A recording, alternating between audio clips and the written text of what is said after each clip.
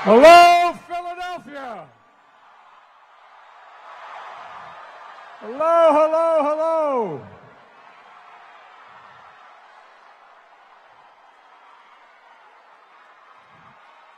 Don't jump.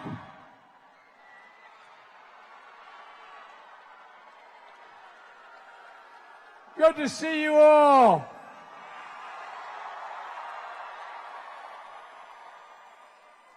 This crowd's so loud, I think they can hear us in Latrobe.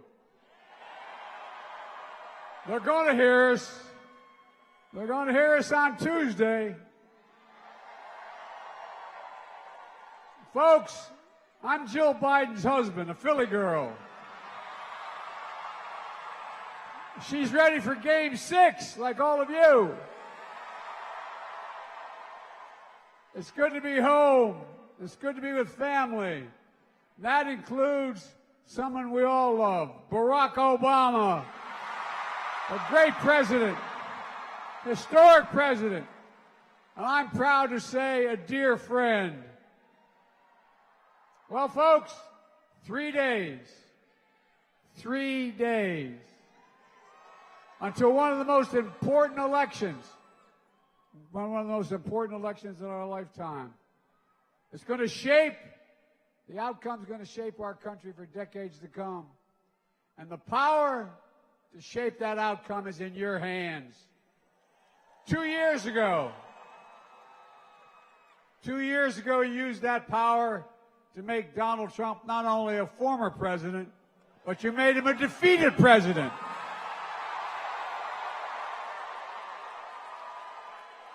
And this year, you have the power to make John Fetterman your next United States Senator. And Josh Shapiro, your next governor.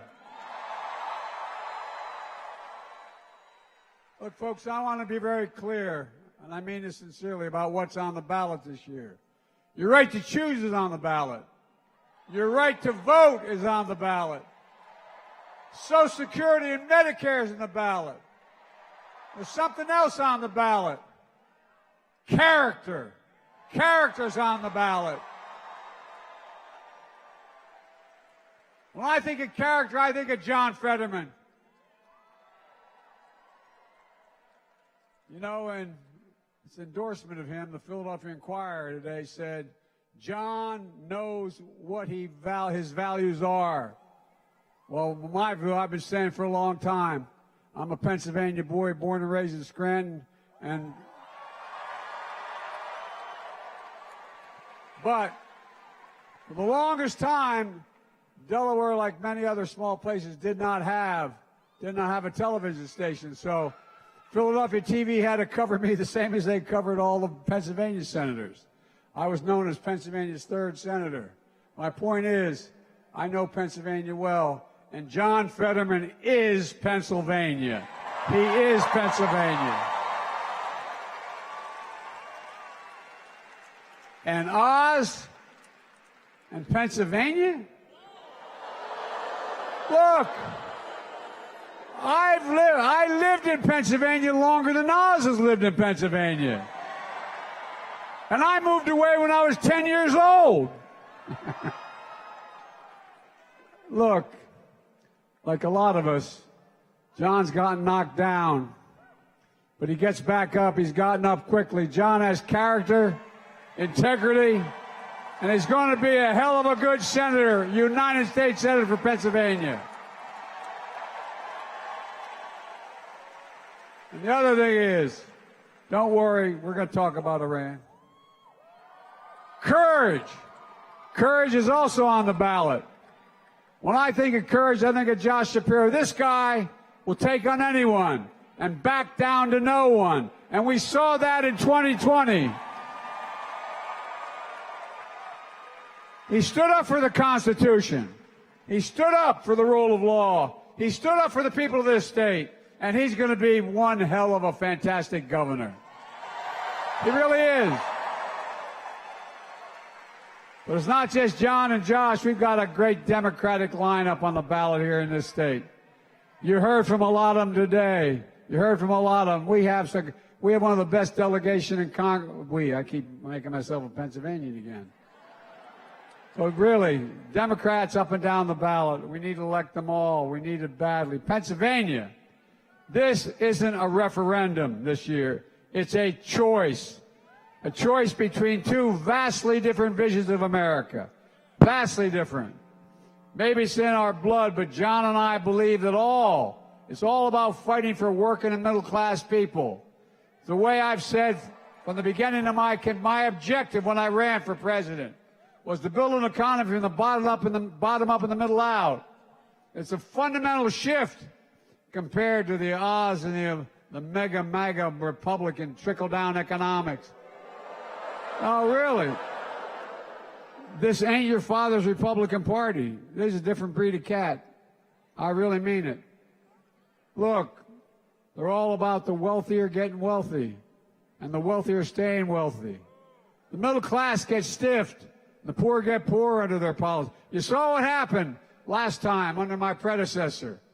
The economy was in ruins. He was the first president since Herbert Hoover to lose jobs in the course of his presidency. The unemployment rate was 6.4%. He lost manufacturing jobs and hundreds of small businesses here in the state and 100,000 nationwide. Look, folks, the country is in a pandemic with no plan how to get out. The day I was sworn in, only 2 million people have been vaccinated. Now, more than 220 Americans are fully vaccinated. So we moved. And our approach is working. Since I came to office, we've created 10 million new good-paying jobs. 10 million. Because of you all. 10 million.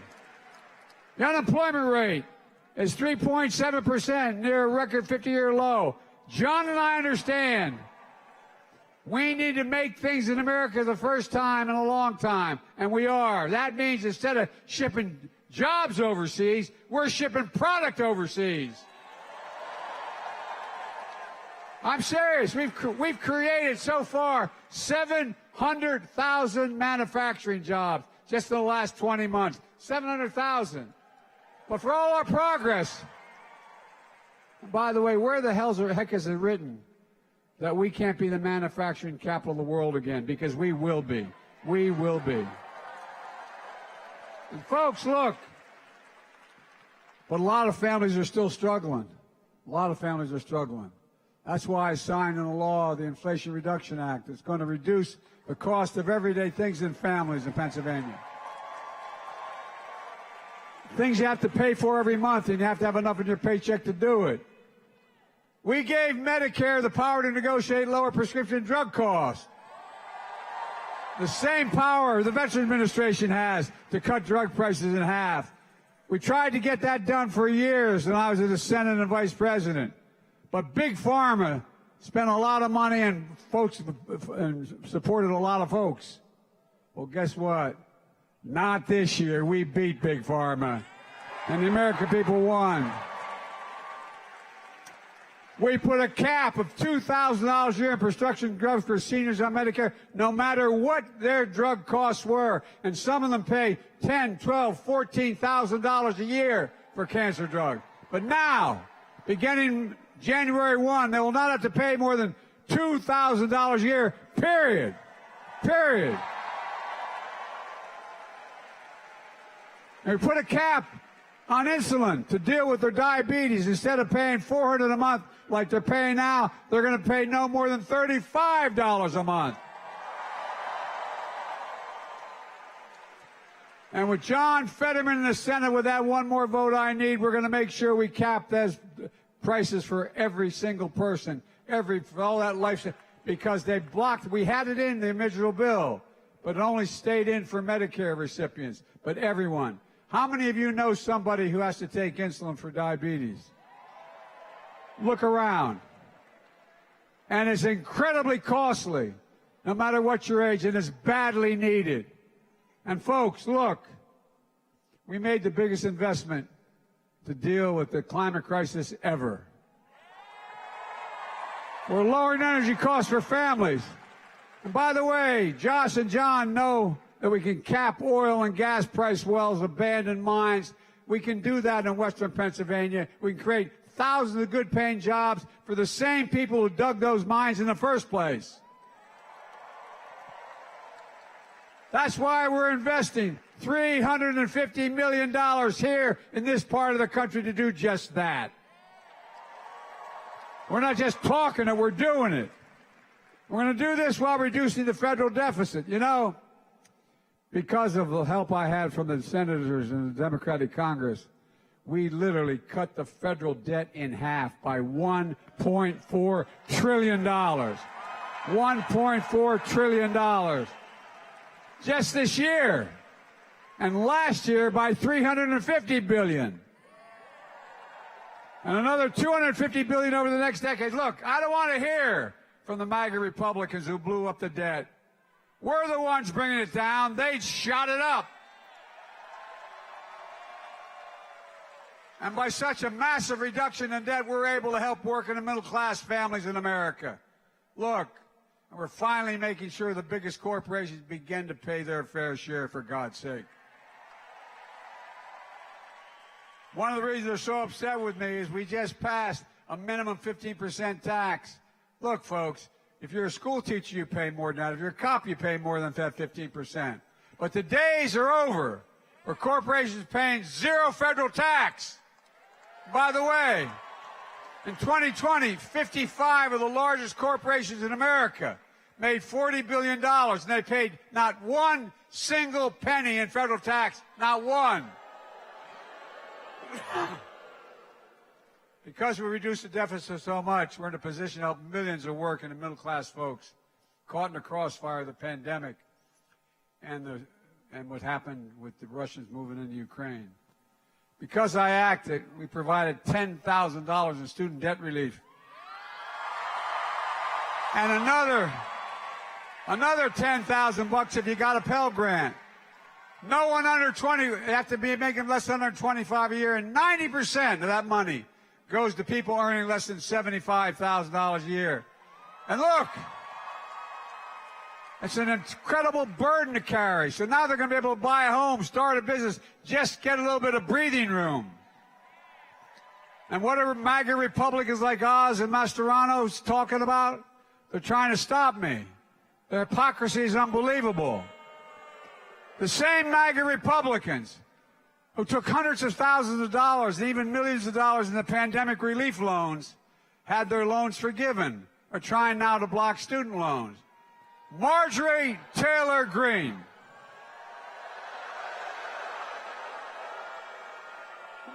God bless her soul. She and her husband had $183,000 in PPP loans forgiven. Congressman Vern Buchanan of Florida, he got over $2 million forgiven.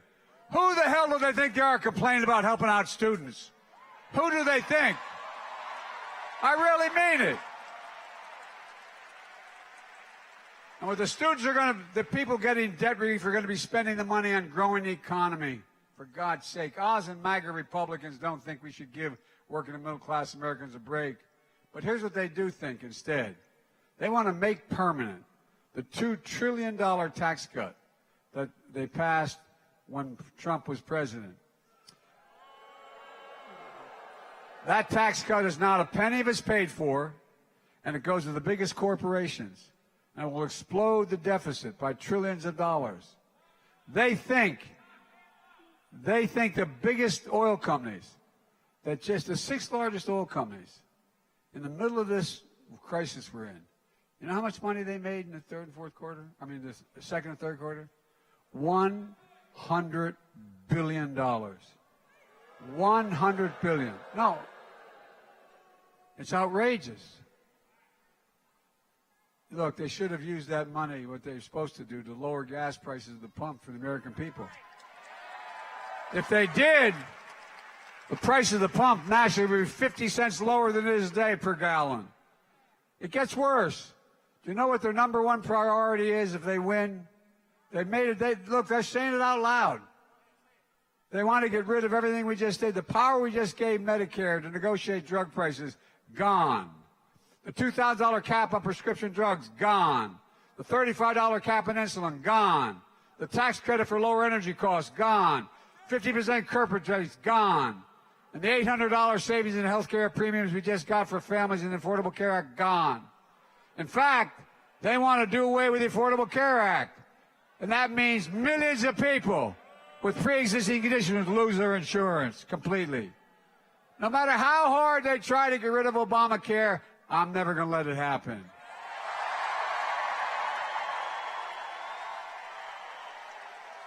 And John Fetterman will not let it happen either.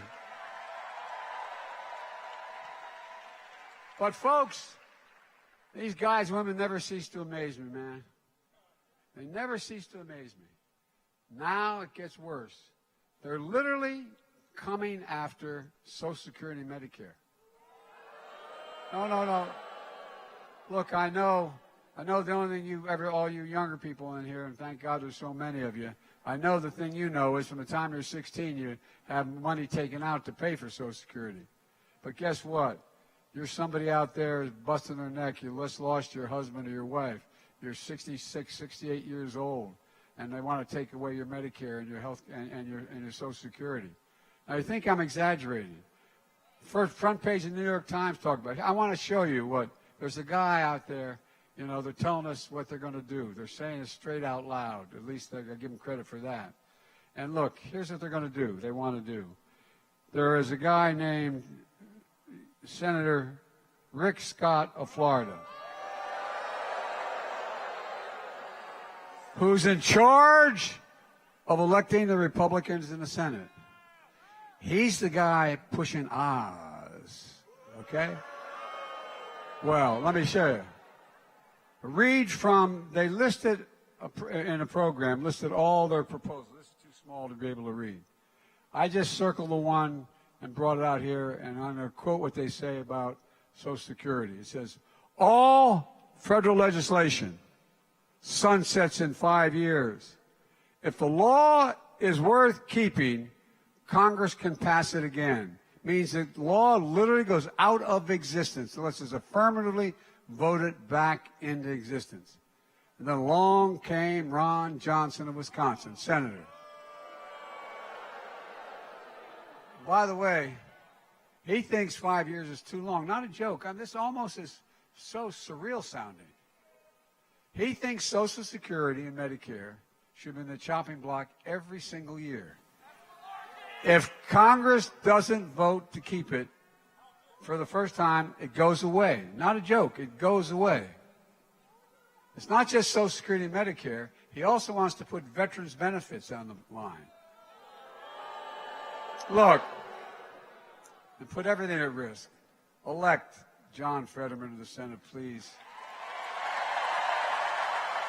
He'll protect and strengthen Social Security and Medicare, and will guarantee that veterans are always cared for. Always, always, always. I used to get criticized when I first got elected years ago. I'd say we have a lot of obligations, but only one truly sacred obligation. To prepare those we send to war and to care for them and their families when they come home. That's a sacred obligation. A sacred obligation. Well, folks, that's why I pushed and signed a thing called the PACT Act. The PACT Act guarantees health care for service members and veterans exposed to toxic burn pits.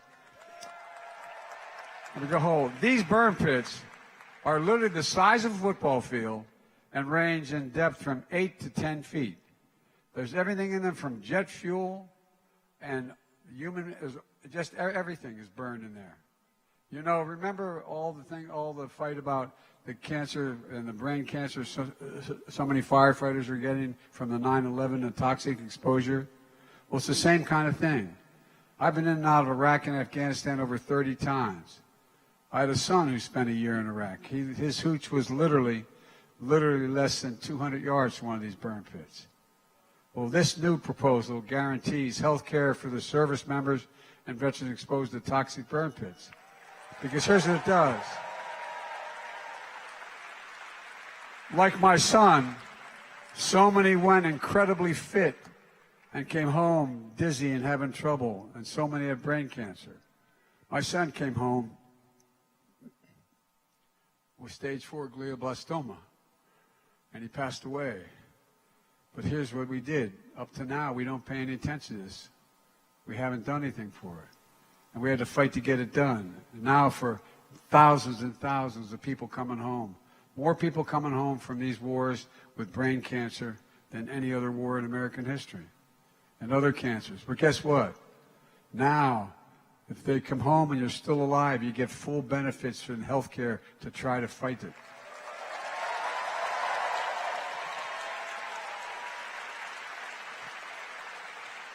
And the families and the children get monthly stipends for their families and tuition help for the children. Look, folks, it's not just about the economy.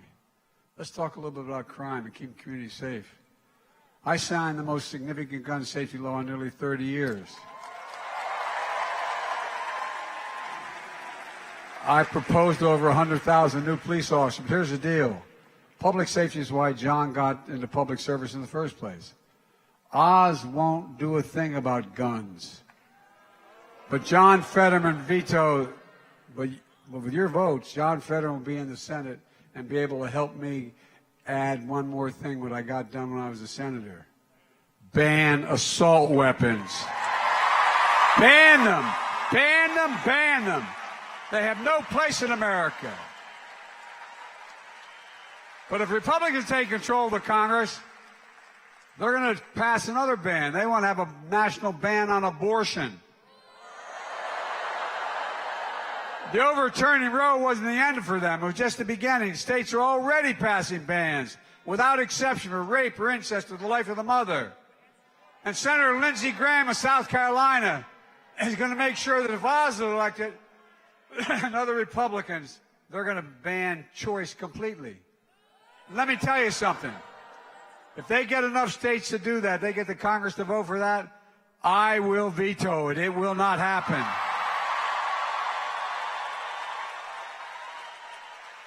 But if we elect John Fetterman to the Senate and keep control of the House, we can restore the right to choose in this country by codifying Roe v. Wade and make it the law of the land. And with Josh Shapiro as governor, there'll be no ban in Pennsylvania. Look, folks, I spoke a few days ago in Washington, just as I spoke a few weeks ago here in Philadelphia about democracy being at risk. Democracy is literally on the ballot. This is a defining moment for the nation. And we all must speak with one voice regardless of our party. There's no place in America for political violence. No place for what we saw happen to Paul Pelosi, a friend of mine, and Nancy's husband. No place for voter intimidation. You see these guys stand there with rifles outside of polling places? Come on. Where the hell do you think you are? No, well, I shouldn't get going. But there's no place for this. There's no place for this, period. We have to reaffirm the values that have long defined us. In America, the vote is sacred. The vote is to be protected and counted. And folks, let me close with this. Here in Philadelphia, a place that defines the soul of America, today, I've been saying this for now years, today we face an inflection point. One of those moments that comes along every several generations. One of those moments that you're going to look back on it years from now and know whether or not we met the moment based on the state of affairs 10, 15 years from now. I want you to know we're going to meet that moment, just like we've done before. We're going to enter those final days of this midterm election, remembering that the power of America is in your hands. It really is. With people, just remember, your vote elected Barack Obama president. Your vote elected a son from Scranton president. Your vote elected Kamala Harris, the first black woman vice president. And with your vote, you can elect Josh Shapiro as your next governor. You can elect John Fetterman as your next United States senator. Folks, I've never been more optimistic about America's prospects. I mean it from the bottom of my heart. I've never been more optimistic. Looking around this crowd, it reinforces what I think. The generation between the ages of 18 and 30 is the most involved, the most generous, the least prejudiced, and the most engaged generation in American history. I look at America reasserting itself around the world and lead the world in the 21st century. I've traveled this country and seen this great nation because we are good people. I know this. There's no quit in John Fetterman. There's no quit in Pennsylvania. There is no quit in America. We just have to remember who we are. We are the United States of America. I mean it. And there's nothing beyond our capacity if we work together. So vote. Get out and vote. And may God bless you all, and may God protect our troops. Thank you, thank you, thank you. Thank you.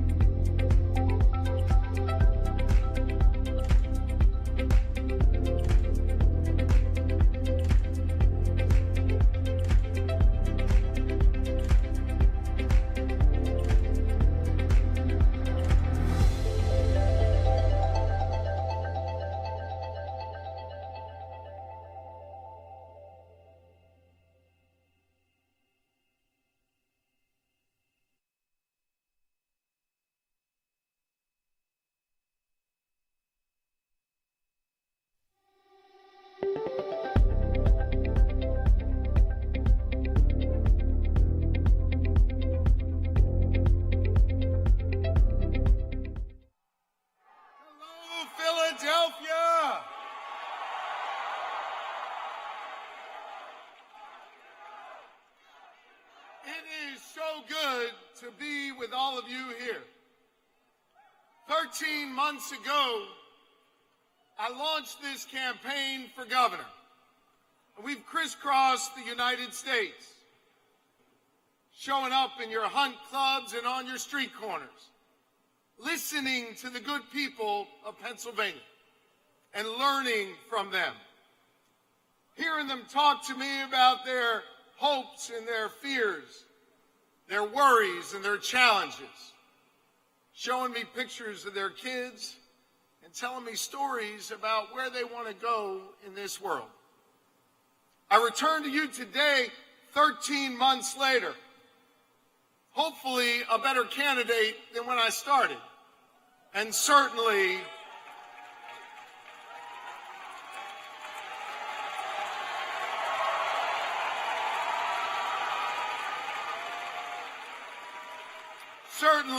a man who has been humbled by this process. You know, my wife Lori and I, and she's here tonight, she is going to be a great First Lady of Pennsylvania.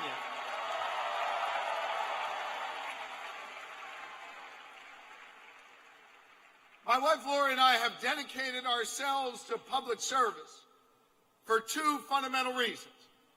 The first is because of our family. We are blessed with 4 amazing children.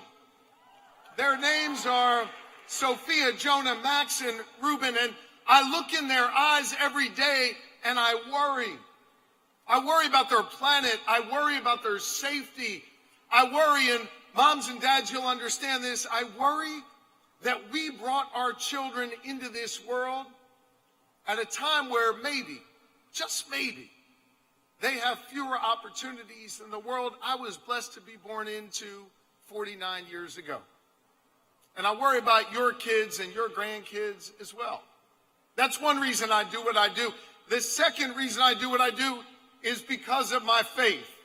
Now listen, I'm not here to preach at you or tell you what to believe or to believe at all, but I want you to know what I believe. You see, my scripture teaches me that no one is required to complete the task, but neither are we free to refrain from it.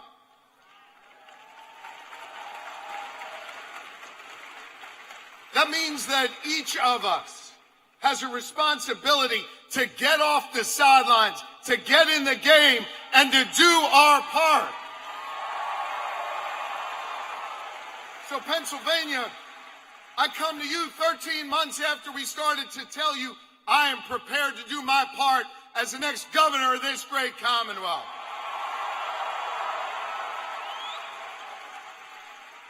You see, as I've crisscrossed this Commonwealth, I see a time where we have great opportunity, but also where we have a whole lot of work to do to defend our fundamental freedoms and protect our democracy. And when I think about the great opportunities that we have, the first place I think of is in our public school classrooms. And when I'm your governor, we will fully fund public education. But it's not just about writing a check to our schools. It's about making sure our schools are opportunity zones for all God's children, where our kids have a chance to really learn. So when I'm governor, we will finally do away with our reliance on standardized testing. That's right. It is not a measurement of how well a kid learns or how well a teacher teaches. And in its place, how about we bring VOTEC back to our high school classroom? We got to give our kids an opportunity to succeed. We have to make sure in every classroom we've got a terrific and well-paid teacher. And our kids deserve to have all the books and computers they need, but you know what else they deserve? They deserve to know when they are feeling worried, when they are feeling anxious, that they can walk down the hallway and find a mental health counselor in every school building across our Commonwealth.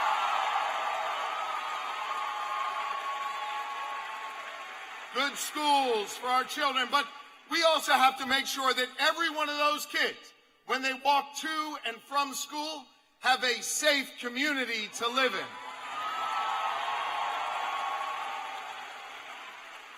Hear me on this. We'll hire more police, but we'll make sure the police are from the community that they're sworn to serve and protect. We'll make sure they look like the community that they represent. They'll be properly trained. Because understand, this is where I come down on it, people have a right to be safe and feel safe in their communities.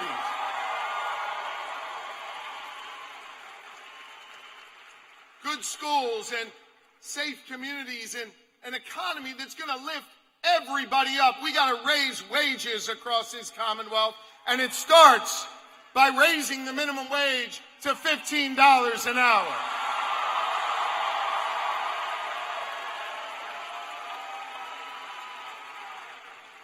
By making sure that that young person that finally learned VOTEC in their high school classroom can make their way into a state-funded union apprenticeship program.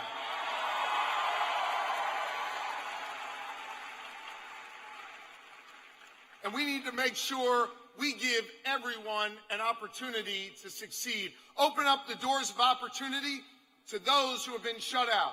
And so on day one of our Shapiro-Davis administration, I will sign an executive order doing away with the college degree requirement for thousands of state government jobs, opening up the doors of opportunity for those who didn't have it before.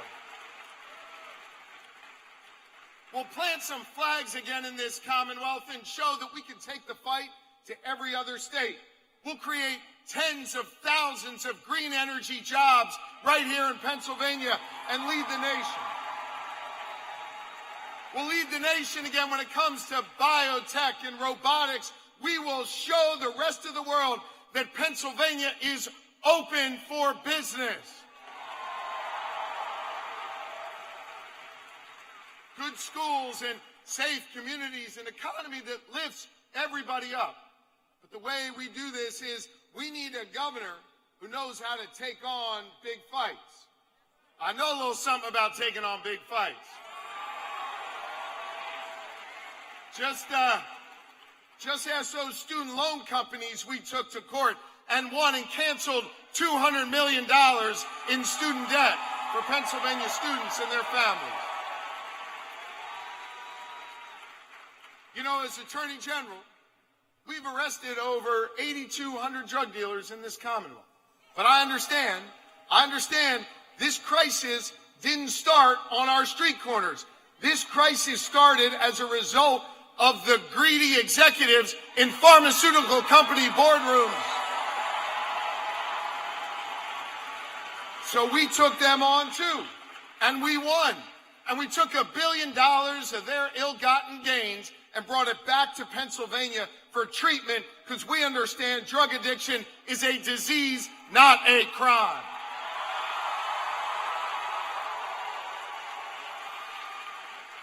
When one of the largest contractors in Pennsylvania thought it was a good idea to rip off Pennsylvania workers like Harry and Agnes who were doing backbreaking work on Pennsylvania's roadways, I found out about it. We filed criminal charges, brought the largest wage theft case in the history of the United States of America. Because here's the thing. You mess with a Pennsylvania worker, you got to go through me. We won and put all $21 million back in the pockets of our workers the week before Christmas last. But I want you to know I'm not done taking on big fights. I got another big fight in me. It comes in 3 days when we defeat Doug Mastriano in this governor's race.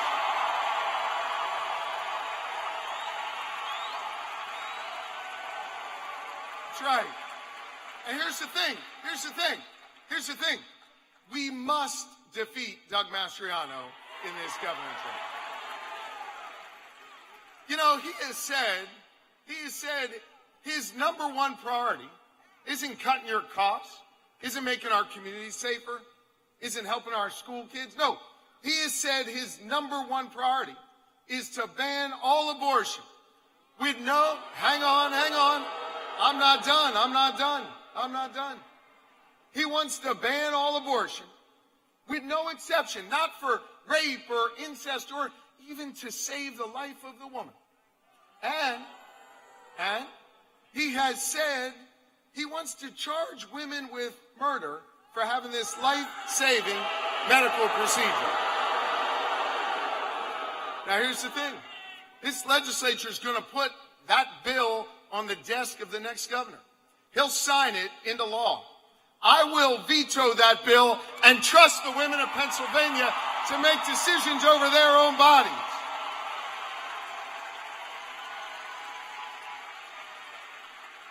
This is a guy who doesn't respect women here in Pennsylvania.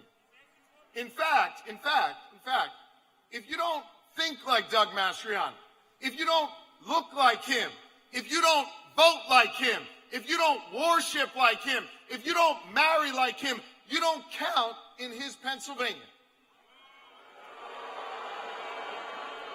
You know how I know that? Because I know where he was on January the 6th. He went there that day. Understand. He went there that day not to hear a speech or protest. He went there that day to stop your vote from being counted because he doesn't respect you.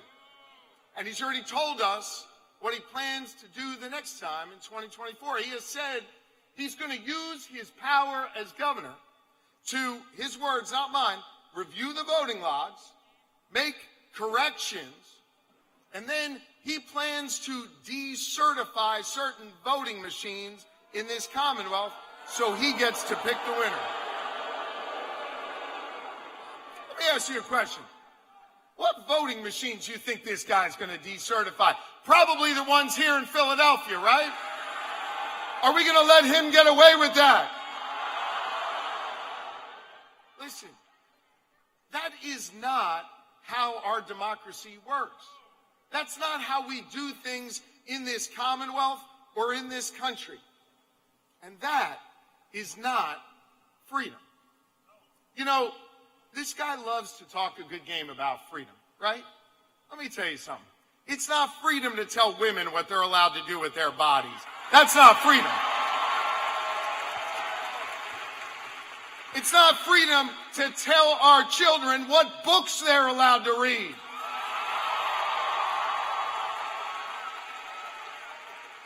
It's not freedom when he gets to decide who you're allowed to marry. I say love is love.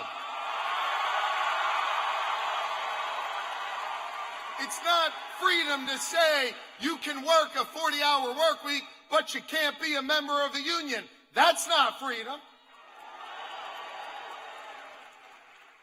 And it sure as hell isn't freedom to say you can go vote, but he gets to pick the winner. That's not freedom. That's not freedom. But you know what? You know what we're for? We're for real freedom. And let me tell you what real freedom is.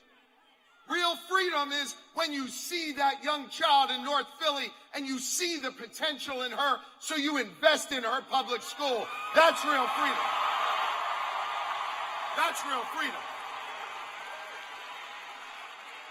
Real freedom comes when we invest in that young child's neighborhood to make sure it's safe so she gets to her 18th birthday. That's real freedom.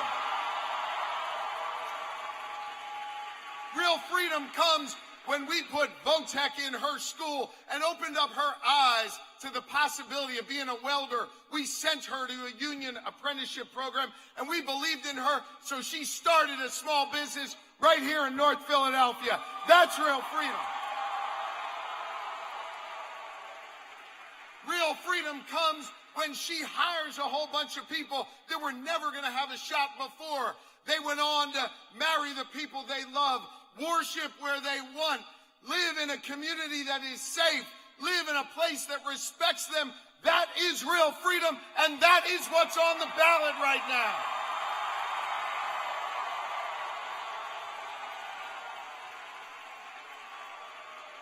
Real freedom. Real freedom is on the ballot in 3 days. Folks, let me tell you something. My name may be on the ballot. Austin Davis's name may be on the ballot. But it's your rights. It's your future that's on the line. And right now, we need to do the work to claim our future together.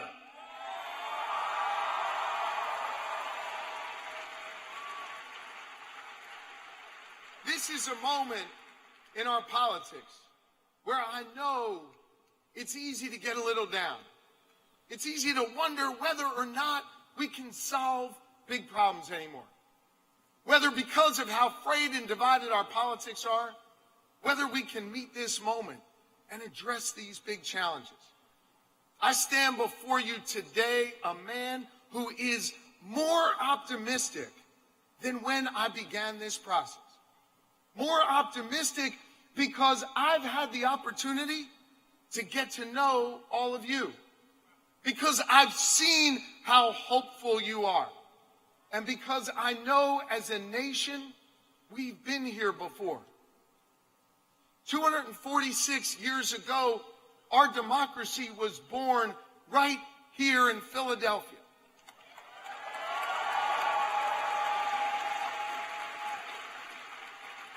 246 years ago it was born, but over these last 2.5 centuries, what we've done as Americans is we've done the hard work to perfect our union.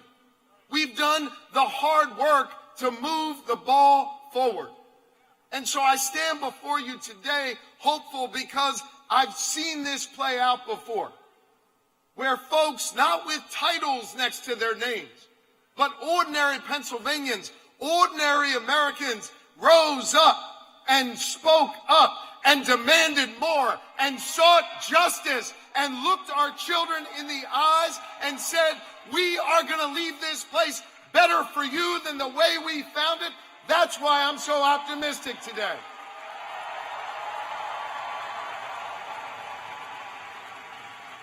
We have been here before and we have met this test.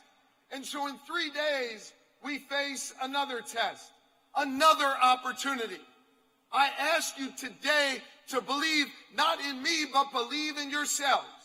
Each of you has a vote, but each of you has a voice, a powerful voice. And this is a moment where we've got to sing in unison. We've got to believe together. We've got to rise up. We've got to make our ancestors proud. And we've got to do the hard work necessary to move our Commonwealth forward. And so all I ask of you is if you can use your voices, if you can lend your voices over these next 3 days here in Philadelphia and all across Pennsylvania, if you can do the hard work necessary to win this race, then I promise you, I will bust my ass for you for the next 4 years as your governor. Thank you all very much. God bless you all. Let's get this done. Thank you.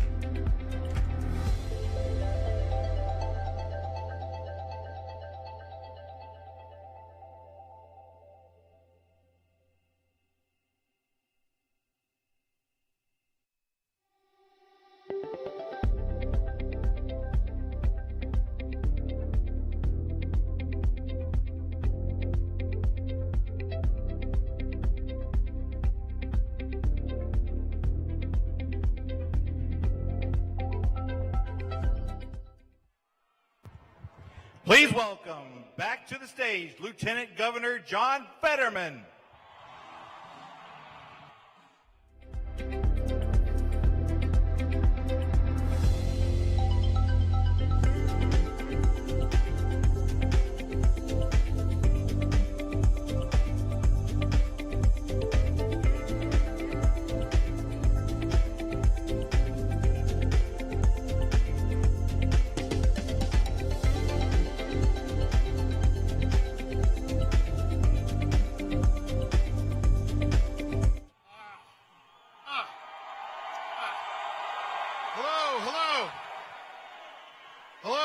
Hello.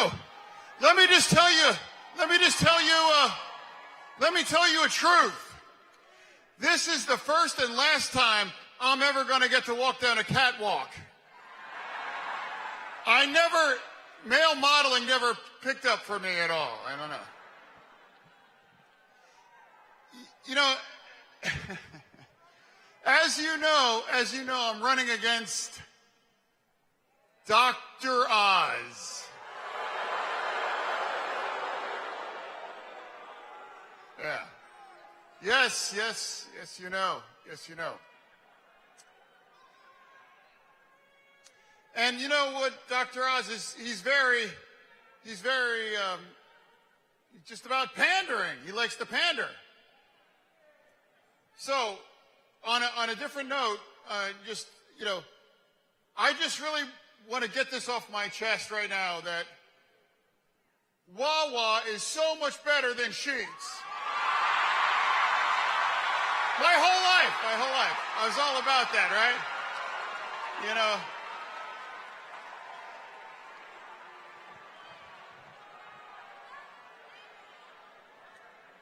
And no, let me tell you. So, hey, did somebody ever hear that I had a stroke? Dr. Oz never lets me forget that. But let me tell you, anyone in recovery of having a stroke, really the worst guy you have to go before Barack Obama coming up has got to be the worst. The GOAT.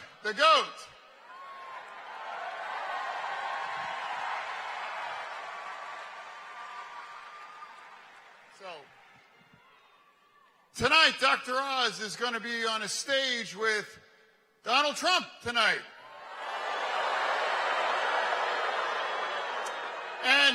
And Doug Mastriano.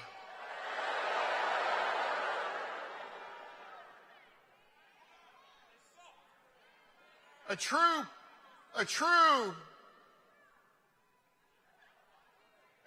exercise in moderation.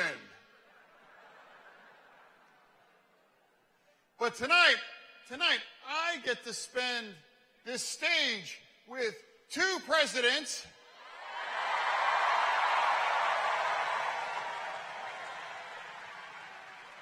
our next governor, and we are all 100% sedition free.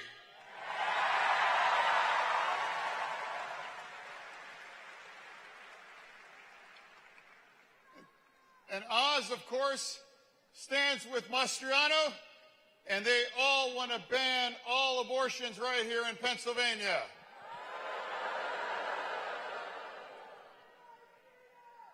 But I got to tell you, we're so grateful to have Josh Shapiro as our next governor, because he would never let that stop on his watch.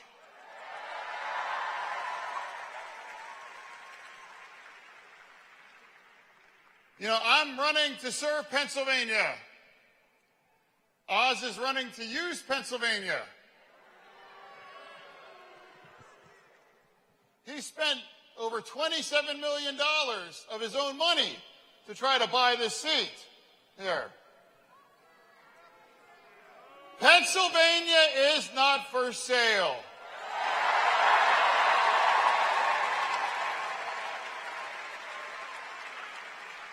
You know, as I said, I had a stroke, and it really knocked me on my back. But I got back up.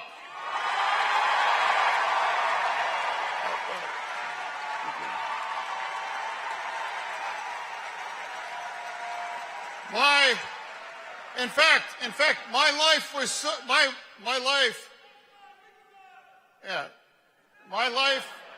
was saved by Penn Medicine right here in Philadelphia.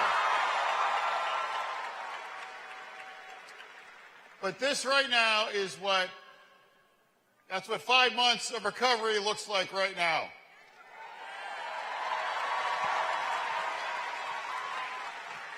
And sometimes I'm going to miss some things, some words.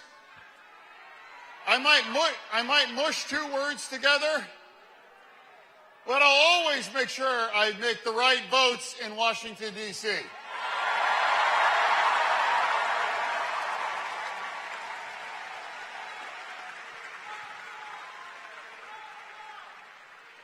And you know what? And you know what? There's another truth too. By January, I'll feel even better and better. But Oz will still be a fraud.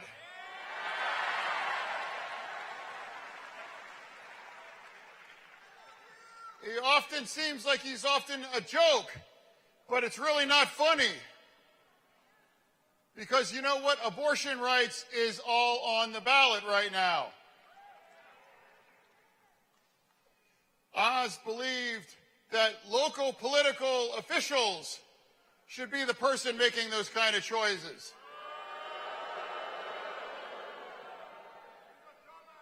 Would you want Doug Mastriano making those choices between a woman and their doctor? Hey, I'm a local political official, but that's not my choice to be making.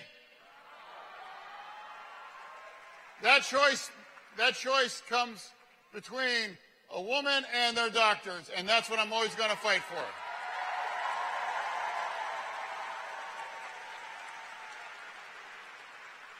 Inflation's hurt working families in Pennsylvania. But you need a senator that really understands what that really means and what that looks like and sounds. But Oz owns 10 gigantic mansions. He's never experienced inflation. Doesn't really have taken a choice to ever care about that. But we must always push back against corporate greed.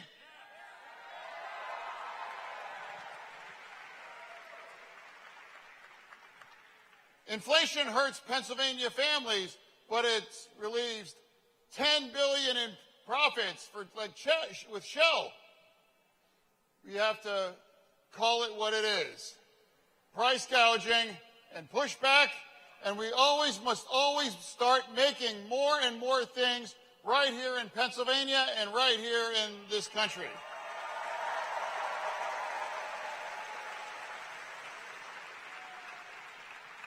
Dr. Oz, for all his show and all his merchandise, all of it was manufactured right in China. There's only one candidate in this race that is going to stand on the side of the union way of life and making sure more things are made right here in Pennsylvania and in America.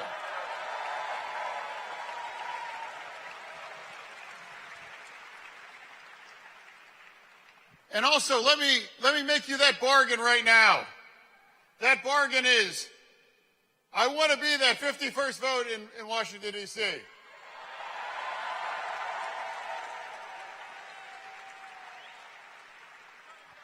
We were the first campaign to actually call eliminating the filibuster. We got to get rid of the filibuster because we have to make some really fundamental changes here in this nation.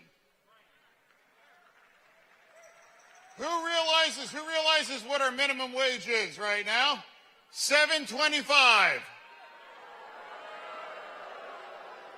Who can live off $7.25 an hour? Oz refuses to commit to raising our minimum wage. I believe that all work has dignity, and every paycheck must have dignity as well, too.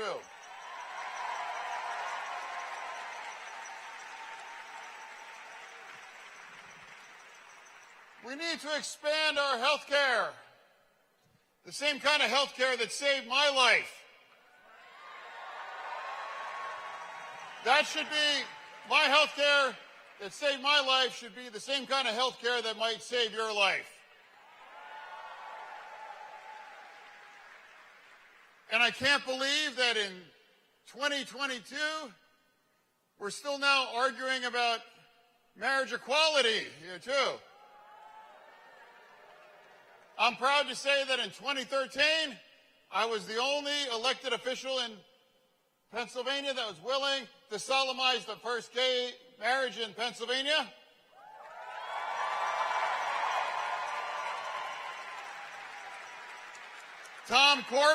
The governor, Tom Corbett, threatened to have me arrested, and I said, you know where I live, you can come send the gay police to go get me.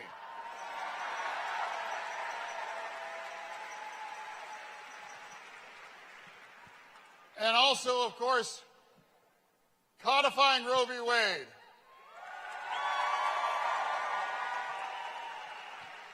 I run on Roe v. Wade. Celebrates the demise of Roe v. Wade. That's the choice that we have between us, in front of us. This is one of the biggest races in this nation. And they've spent over $100 million to try to destroy me. And here we're still standing.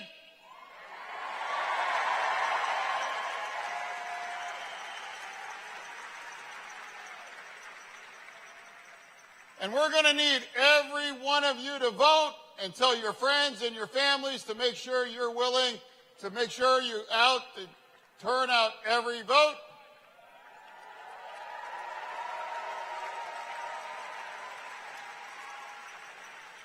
And my last favor of every one of you would be to please make sure we send Dr. Oz back across the bridge.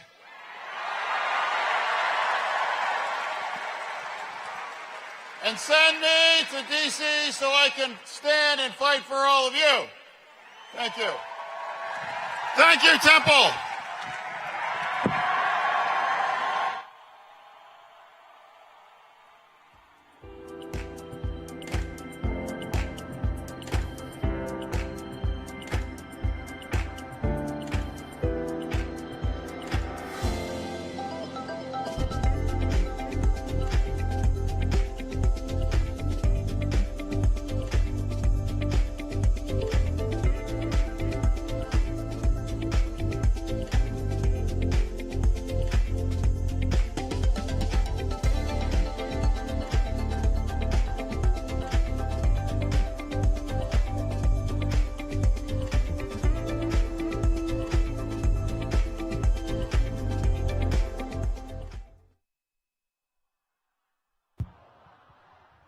Please welcome back to the stage the 44th President of the United States, Barack Obama.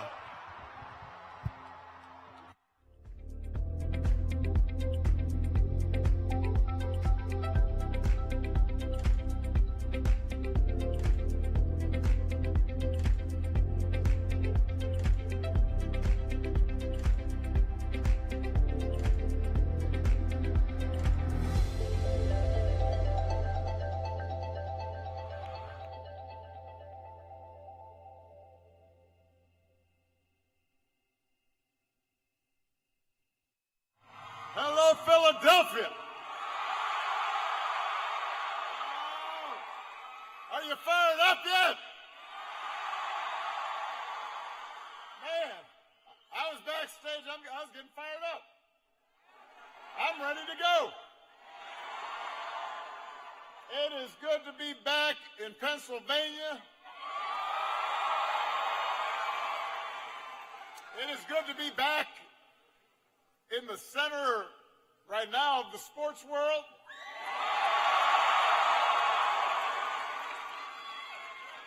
Phillies have a chance to tie the World Series tonight. Eagles look like they might be the best football team in the country. The Sixers, well, it's early. It's still early, so we won't talk about them right now. But I am not here to talk about sports, people. I am here to talk about something more basic. I am here to ask you to vote for your next governor, Josh Shapiro, for your next United States Senator, John Fetterman,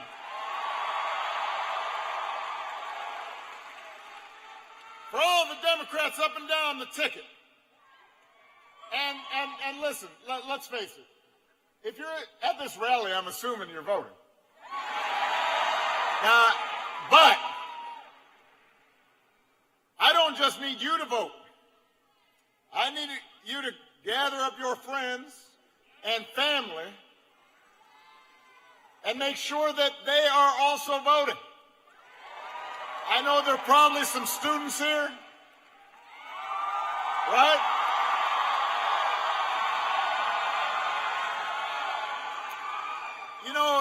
You know that roommate of yours who, well-meaning, nice person, but they're a little bit slack. You know, they're the folks who they'll leave stuff in your little mini fridge a little too long because they forgot about it. Sometimes they miss class in the morning. and in the afternoon, that person, they might tell you they're voting, but they might not have voted yet. So you've got to help them.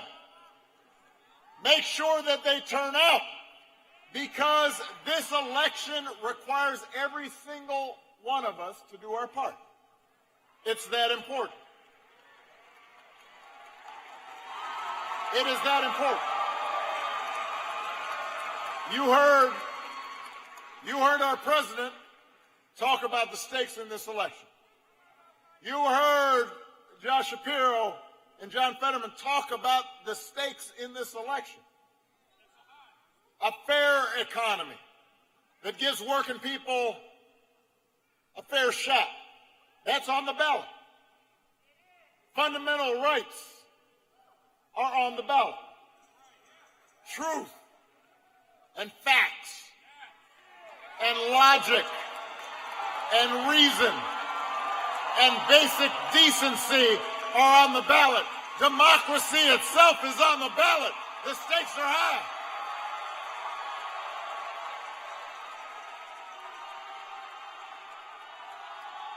Yes. The stakes are high.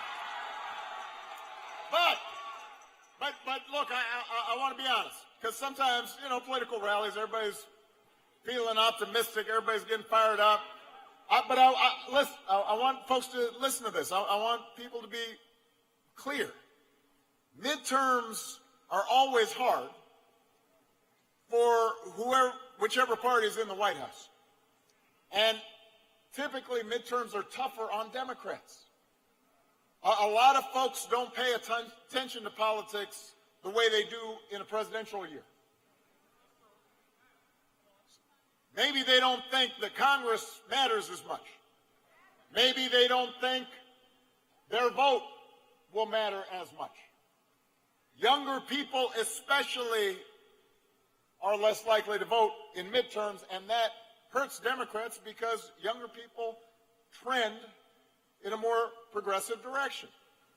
And I can tell you, I can tell you from experience that midterms matter a lot. Well, some of you are too young, but let me refresh your memories or give you a history lesson. When I was president, I got my butt whooped in midterm elections. I was elected in the midst of a financial crisis, and we did the right things to get the economy back on track, but it was slow, and people were frustrated. And just like they are right now, after we're coming out of a crisis. Sometimes it takes a while for things to settle down, but people are experiencing things right now, immediately, right? And so we lost in 2010, we lost the House. And then in 2014, even though now the economy was improving, we saw the lowest voting rate recorded in modern history, maybe, in recent memory, and we lost the Senate. And because we did, progress on big, important issues, from immigration to gun safety to climate change, either got a lot harder or in some cases just ground to a halt. There you go. Now, I'm not big on looking backwards, but sometimes I can't help imagine what it would have been like if enough people had turned out to vote in those elections. And imagine if we had maintained control of the House and we had maintained control of the Senate. Imagine if we had been able to fix our broken immigration system back in 2011. Imagine if we'd been able to pass meaningful gun safety legislation back then to prevent more deaths. Imagine if we'd been able to reduce our emissions even further than we did. We'd be further along in avoiding the worst impacts of climate change. If we had kept the Senate in 2014, we'd have a very different Supreme Court making decisions about our most basic rights.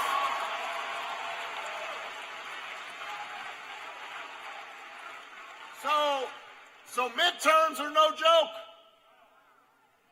Yeah, sometimes we get so focused on the presidency. But I am here to tell you that our democracy works as a team sport. A president can't do stuff alone. That's not how our system is set up. So what happens in the House, what happens in the Senate is vitally critical.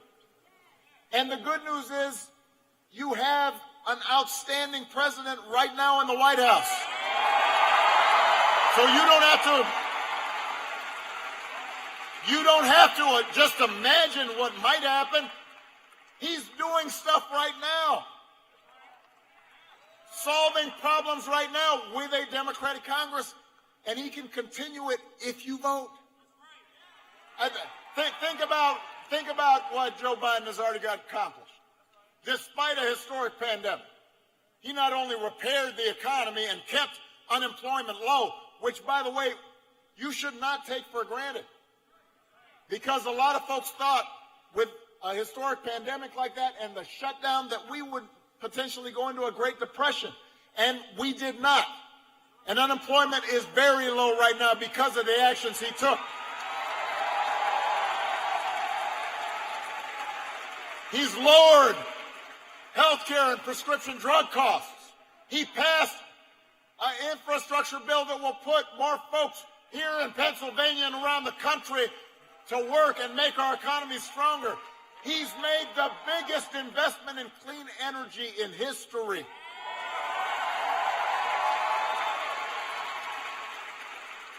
If you help Democrats keep the House and get a few more seats in the Senate, you can guarantee he'll make more progress on the issues you care about. You've seen what he's accomplished with the barest of margins. If you vote, he can do even more, but it depends on you.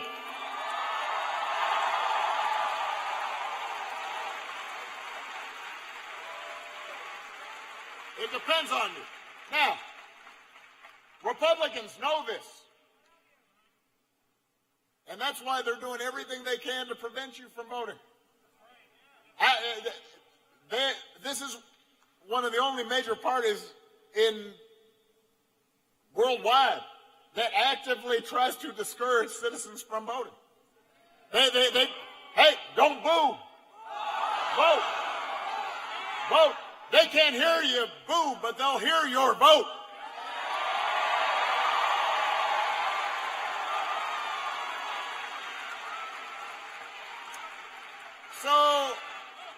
So they pass laws to make it harder to vote. A lot of times, many of the elected officials or the people who are running to run elections right now are suggesting that maybe they would not count votes, nullify votes, overturn votes. But the big tactic that they're going to use, because they always do this, especially in midterms, year after year, election after election, they will try to make you afraid. They will resort to fear. They want to scare the living daylights out of everybody. And most of the time, those fears have a very slender relationship to reality. So back in 2010, Republicans tried to make everybody afraid about deficits and death panels. Oh, deficits are going to ruin the country. It turns out the deficits didn't explode. We actually brought them down. And by the way, as soon as they got a Republican in office, they didn't suddenly care about deficits and pass big tax cuts for the wealthy. Weren't paid for. Thank you. Man, we've got some outstanding historians here. That's good. Because you were only 8 when all this happened. So I'm impressed you knew this. 10 years later, not a single person has faced a death panel from Obamacare. On the other hand, 35 million people now have health coverage thanks to the Affordable Care Act, and Joe Biden just made it that much cheaper to sign up. So that was their tactic in 2010. 2014, same playbook. Try to make you afraid of everything. You had Ebola and ISIS and immigrants, and they were all coming to your neighborhood. It turned out there were no ISIS fighters pouring across the border. By the fall, the number of migrants, they were mostly unaccompanied children, had dropped considerably.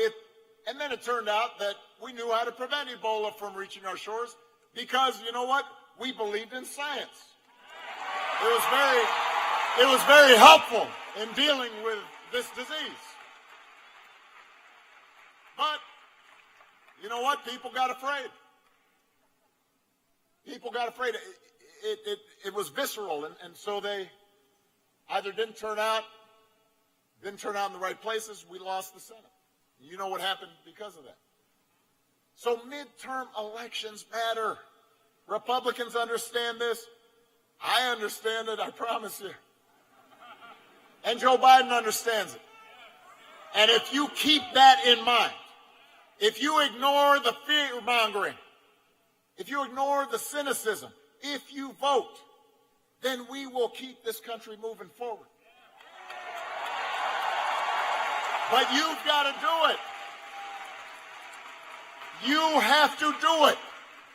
The only way to make this economy fair, the only way to make our democracy stronger is if we fight for it. You can't take it for granted. And that starts with electing people who know you, who see you, who care about you, who can walk in your shoes and see through your eyes and know what it's like to struggle, know what it's like to get sick, know what it's like to have to pay off student loans, know what it's like when things aren't just handed to you, but you got to work for them. That's what you did 2 years ago when you sent Joe Biden to the White House. He knows you. He's been there. He's fighting for you every day, doing everything he can to put more money in your pocket, to make streets safer, to bring more good-paying jobs here to Pennsylvania. You know, I can tell you that the presidency does not change who you are. You can tell by my successor, it didn't change him.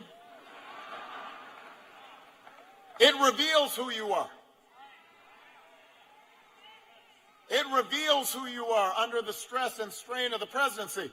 And the decency, the empathy, the belief that everybody counts, that we have seen on display from Joe Biden these past 2 years, that's who he is. And that's why you need to vote for more leaders like him. That's why you have to vote for Josh Shapiro. That's why you have to vote for John Fetterman. They've shown you who they are.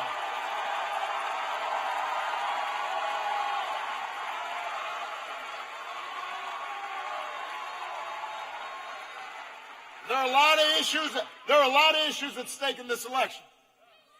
But in every election, the most basic question you should be asking yourself right now is, who will fight for you? Who cares about you? That's the choice that you make in this election like every election. Who will fight for working people who are struggling to pay the bills? Listen, inflation is a real problem right now, not just here, but around the world. It's one of the after effects of the pandemic. It's screwed up supply chains, and it's been compounded by the war in Ukraine, which made energy prices shoot up. And it takes a bite out of everybody's paycheck. And it's frustrating and scary if you're on a fixed income. I get it. So does Joe. But the question is, who's actually going to do something about it? The Republicans who want to gut Social Security and Medicare while giving more tax cuts to the wealthiest among us, more tax cuts to big corporations? I don't think that's going to help you. Or is it Democrats like Joe Biden who are lowering the cost of prescription drugs and helping to bring down gas prices and hold oil companies accountable and make health care more affordable? That's the choice in this election. I mean, who do you really think knows more about budgets and stuff and having to pay the bills? John Fetterman or Dr. Oz? Come on.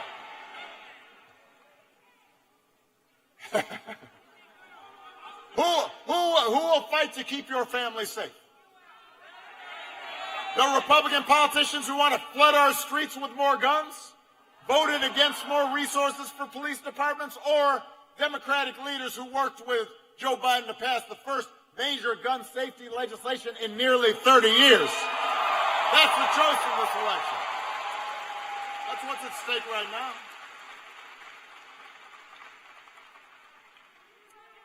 Who will fight for your freedoms? Is it Republican politicians and judicial appointees who think they should get to decide who you love or when you start a family? Or is it Democratic leaders who believe the most intimate personal decisions that we can make belong to every individual American, not mostly male politicians in Washington? That's the choice in this election. That's what you have to decide. And who is going to actually make democracy work for you? Republicans, they've already promised. They've said it. I'm not making this up. They've said it. You can look it up. They've said their top priority, they're going to spend the next 2 years investigating their political opponents. Now, I don't know how that's going to help you. Some of them said we're going to impeach Biden. They're not quite sure why or what for, but that's irrelevant to them. Think about that. How is that going to help you, your family? Young people launch a career, start a family, get a mortgage. So that's one option. The other option is President Biden and Democratic leaders who've worked together and sometimes even gotten Republicans against their best instincts, I guess, to work with them to create new jobs and lower costs and fight climate change. That's the choice in this election. Between politicians who seem willing to do anything and say anything to get power and those who share your values and want to make your lives better. You just heard from Josh Shapiro. You know what Josh is focused on. He was one of the first people ever to endorse my campaign for president. For some reason, he looks the same and I look a lot older. I don't know why. But he had my back. He had my back. If you elect him your next governor, he will have your back every single day. Growing the economy, cutting taxes for working people, not folks who don't need it, fully funding our schools, supporting our teachers. That's who Josh is. Now, Josh's opponent,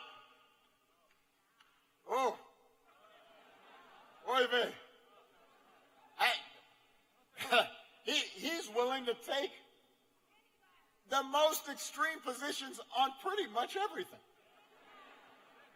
I mean, you name it.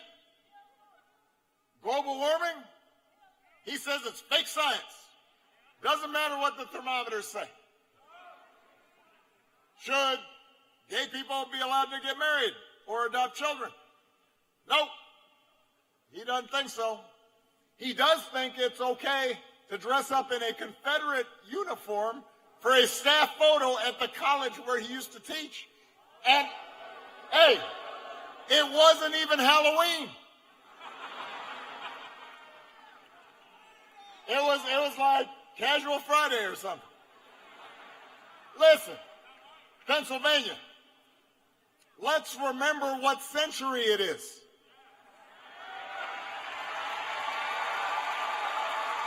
And listen,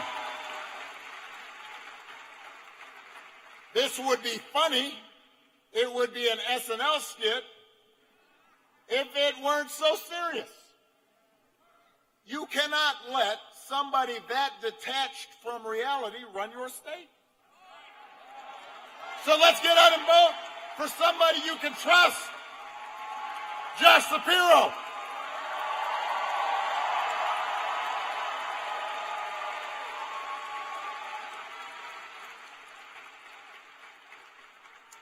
You need to vote for John Fetterman.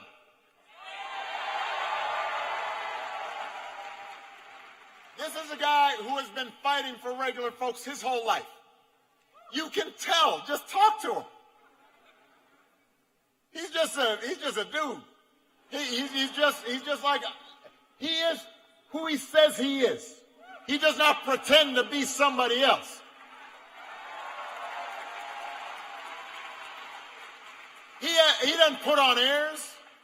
He doesn't treat people differently depending on who he's talking to. You can tell what's in his heart, what's in his gut. As your senator, John will help build an economy that works for everyone, because that's his track record. As a mayor, as somebody who worked with kids who didn't have advantages. He's going to improve our criminal justice system. He'll lower costs for Pennsylvania families. And he's tough, and not just because he wears shorts in the winter, which I do not do. He knows what it's like to get knocked down. But John's stroke didn't change who he is. It didn't change what he cares about. And it will not change who he fights for when he gets to the United States Senate. He will fight for you.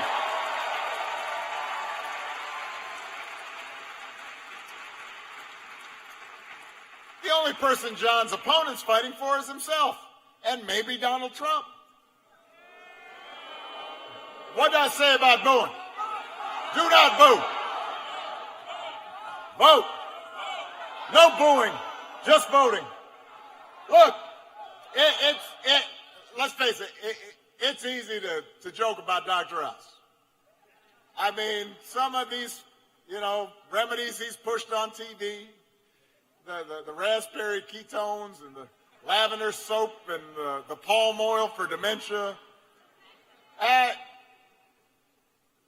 But you know what? That matters, because if somebody who knows better is willing to sell snake oil just to make money, then he's going to be willing to do anything and say anything to get elected, even if it's not good for you. And Pennsylvania, you deserve someone that's honest with you. You deserve somebody who cares about you. You deserve somebody who will tell you what they really think, what they really believe, that won't be looking to see what Donald Trump tells them they should be doing or thinking because it's expedient. Somebody who's going to work for you every day and fight for you. And, by the way, somebody who's actually from Pennsylvania. You deserve somebody like John Fetterman.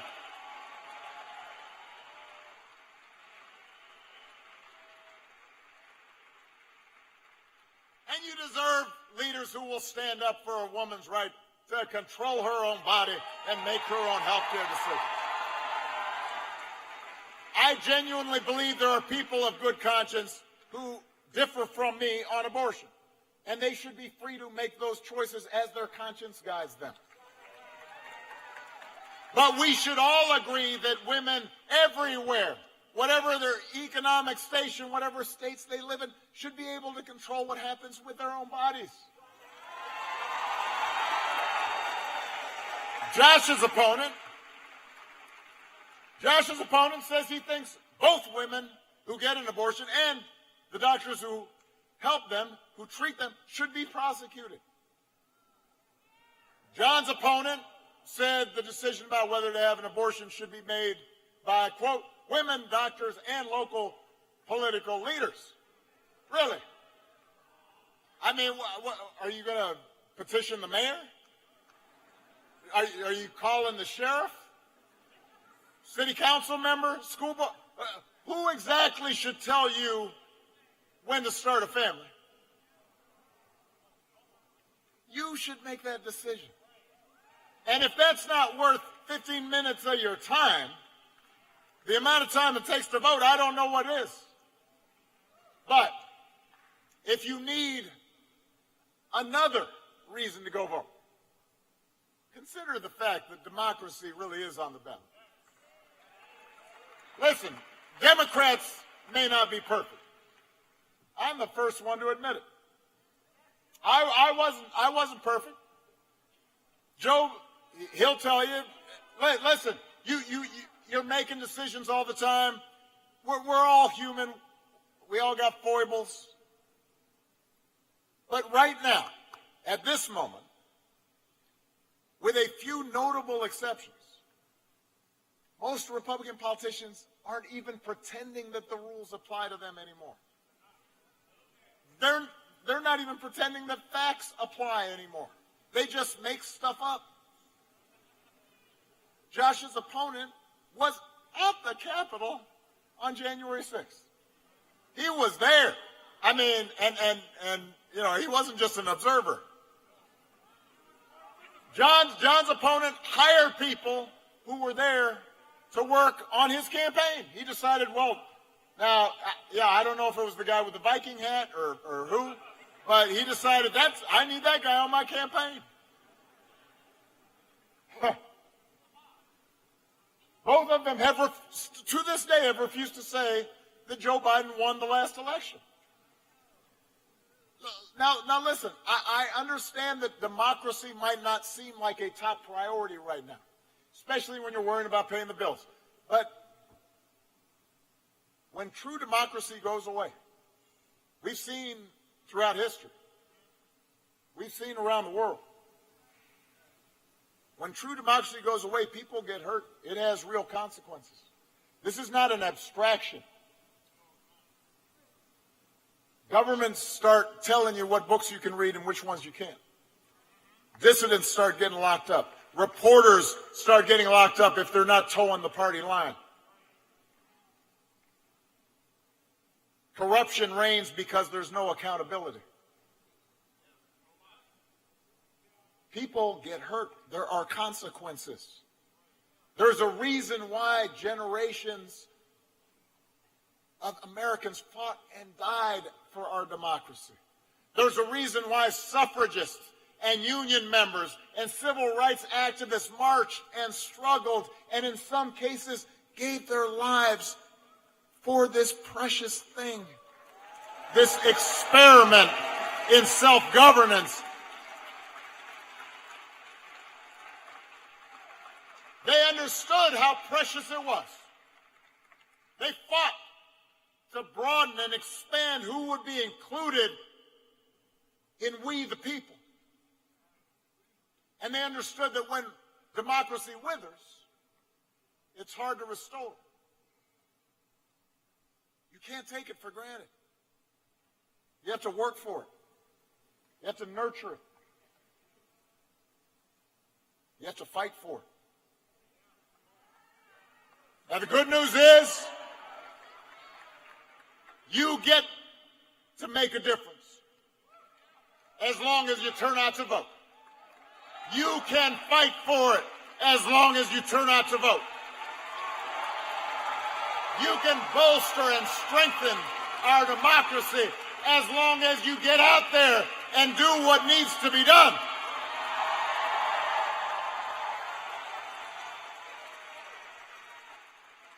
You know, we joke in my household that Michelle, you know, she's got a dazzling smile. Yeah. I mean, listen, I understand there's, in terms of popularity, there's basically Michelle, Malia, Sasha, Sonny, our dog, then me. I understand. She's hot. She's smart. She is. She's charming. She's intelligent. I get it.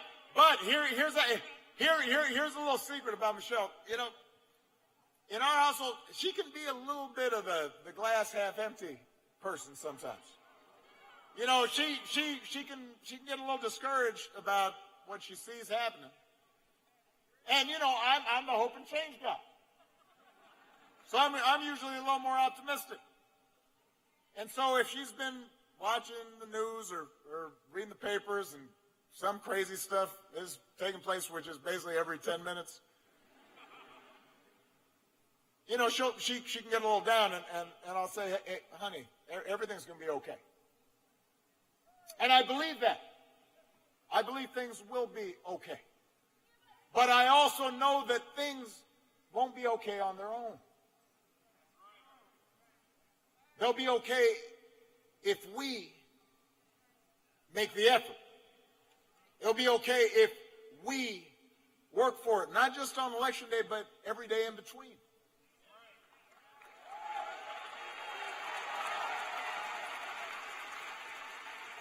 And I know, look, I know some of you probably feel like Michelle does sometimes, because I feel, even me, the hope and change guy, I can get discouraged.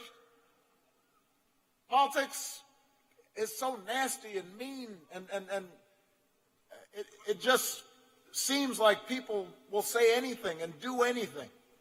And it can be depressing sometimes. And a lot of what we used to take for granted, things like respect and common decency and telling the truth and believing in science and the idea that every vote should count and that the person with the most votes win. All that somehow has become controversial. But I was listening backstage to what Josh talked about, the experience of him running for governor and traveling around the state. And it reminded me of the experience that I had first as a state senator traveling around my district, and then as a U.S. Senate candidate in Illinois, and then as a presidential candidate. It's such a privilege to be able to meet people from every walk of life, folks who look different and live in different places. And it would always remind me, and what we have to remind ourselves, is that there's this common thread. There's this thing that binds us together as Americans. A belief that no matter who we are, or where we come from, what we look like, who we love, what our last name is, how we worship, a belief that all of us matter. The kind of slash and burn politics that we're seeing right now, that doesn't have to be who we are. We can be better. And it has nothing to do, by the way, with political correctness or being too woke. It's about fundamental values that my grandparents from Kansas taught me. Values I grew up with. Values you grew up with. Values we try to teach our kids. Values we learn in churches and mosques and synagogues and temples. Honesty, fairness, opportunity, hard work. Values that Josh Shapiro and John Fetterman stand for. Values that Joe Biden stands for. Values that were enshrined in our founding documents a few miles from here. A clarion call for freedom and equality that Philly's own Liberty Bell represents. That's what America stands for. That's who we are. So if you're anxious and frustrated right now, don't complain. Don't mope. Don't tune out. Get off your couch and do what? Put down your phones and do what? Vote for Josh Shapiro. Vote for John Fetterman. Vote for leaders who will fight for you and your families. Vote for folks who will fight for that big, inclusive, hopeful, forward-looking America that we believe in. Who will work with Joe Biden to build a country that is more fair and more just and more equal and more free. That's our task. Let's get to work. I love you, Philly. I love you, Pennsylvania.